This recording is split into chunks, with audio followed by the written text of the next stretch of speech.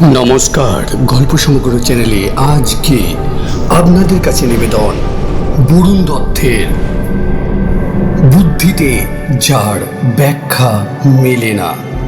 শুরু হচ্ছে আজকের গল্প বরুণ দত্তের বুদ্ধিতে যার ব্যাখ্যা মেলে না।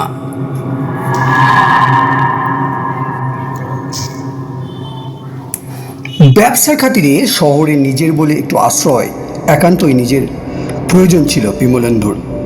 যা দিনকাল পড়েছে আর সব কিছুরই যা আকাশ ছোঁয়ার দাম, তাতে বর্ধমান শহরের ওপরে একটু মাথা গোঁজা ঠাঁই যে হয়েছে এই তো ভাগ্যের কথা। জায়গাটাও খারাপ নয়। বাঁদিকে কার্জন গেট মাত্র আধ মাইল, আর ডান দিকে বর্ধমানের বিখ্যাত সর্বমঙ্গলা মন্দির কয়েকশো গজ মাত্র। নামটাই যা একটু কেমন ধোবরা সহিত।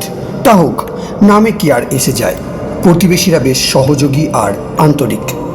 বাড়ির সামনে ডান দিকে দেবোত্তরভূমির সব পূজা পার্বণই হয় এখানে।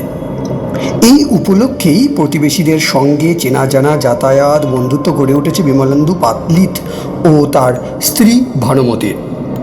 ছেলে দীপন ও মেয়ে সোমা তাদের লেখাপড়া, গান, আবৃত্তি, বিতর্ক ইত্যাদিতে দক্ষতা দেখিয়ে সবারই প্রিয় হয়ে উঠেছে।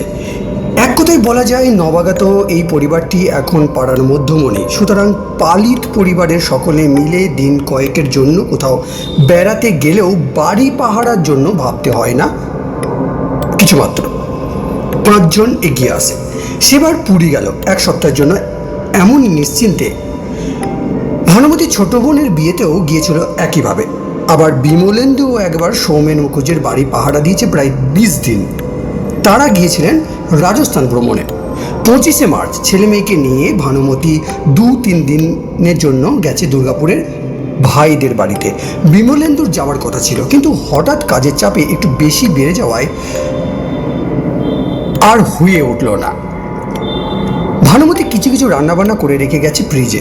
বিমলেন্দুর রান্নার হাতও দারুণ, তাই বারবার স্ত্রীকে বলেও ছিল কোনো প্রয়োজন নেই, এত ব্যস্ত কেন হচ্ছ, গ্যাসে একজনের রান্না করে নিতে কতক্ষণ লাগে। যা হোক, প্রথম দিন স্ত্রীর রান্নাতেই চলে গেল বিমলেন্দু। দ্বিতীয় দিন সকালেও হয়ে গেল। সেদিন যদিও হাফ ডে ছিল, তবু বাড়ি ফিরতে রাত 8টা বাজল। বিমলেন্দু পোশাক পাল্টে হাত মাখ ধুয়ে তারপরে চা করে নিয়ে এসে একবারে বসলো। চা আর খবরের কাগজে কাটিয়ে দিল 1 ঘন্টা।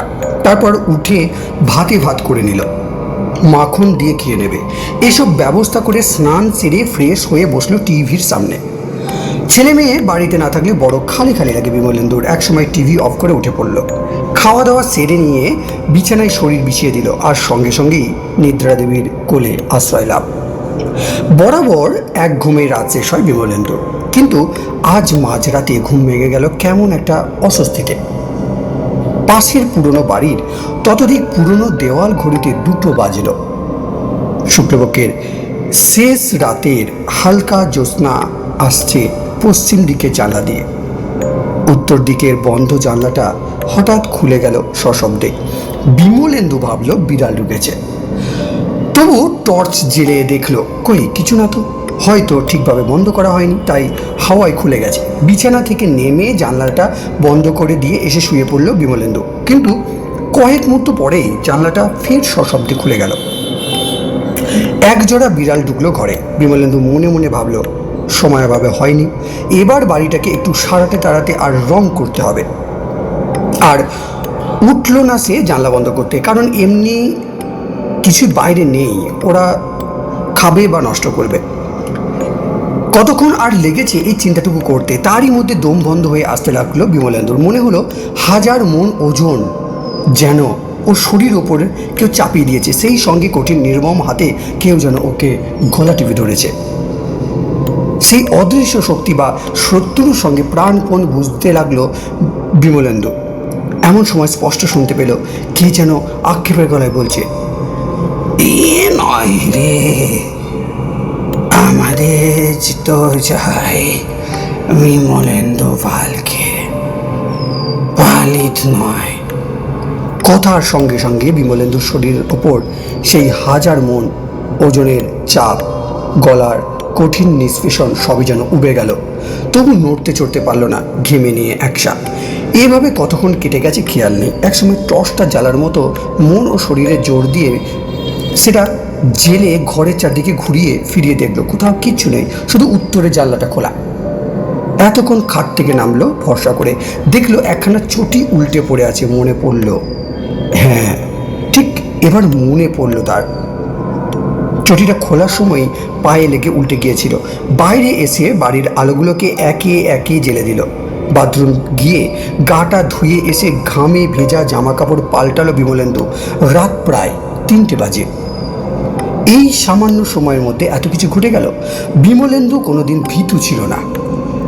এখনও তার গ্রামে রাত বিরেতে যেতে হলে 6 থেকে 8 মাইল রাস্তা একা হাঁটতে হয়। কোনোদিন ভয় পায়নি। অথচ নিজের বাড়ির মধ্যে এ কি হলো?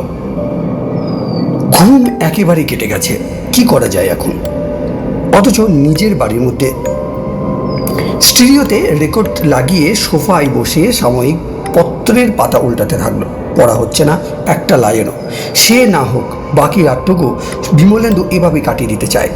একসময় ভয় ভয় ভাব আর অস্বস্তি অনেকটাই কেটে গেল, কিন্তু শরীরটা এখনও হালকা বা স্বাভাবিক হচ্ছে না।